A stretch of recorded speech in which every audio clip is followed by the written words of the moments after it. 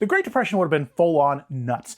Back in the Great Depression, we used to eat dandelions. That's right, dandelions. But this is actually not as crazy as you might think. During the Great Depression, this is 100 years ago. This is a time period in which actual famine is occurring, that people literally are starving to death. So they're willing to eat basically anything. However, dandelions have actually been a normal food source for people for a very long time. Nowadays, we know that dandelions actually have quite a bit of vitamins and nutrients, and basically the entirety of the dandelion from the root all the way to the flower is edible and gives different benefits. However, people back then weren't so concerned about that. They were more of just trying not to die. But further, the dandelion was actually brought over by German immigrants who would plant it in their gardens because of how quickly it would grow. A lot of foods from this era of times when people are actually worried that we might not actually make it. And so there was a ton of different foods from this era when people were worried that they wouldn't actually last through the winter, because that was the vast majority of human civilization, was eating these types of foods.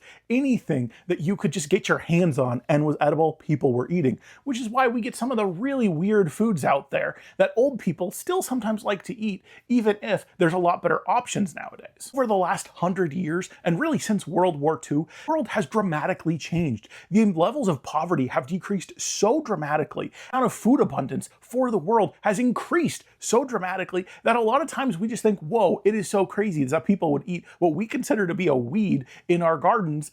That's a food, a real food source that people would be eating on a regular basis. But at the time period, that was very common. On top of that, people were eating squirrels and raccoons and anything they could really get their hands on.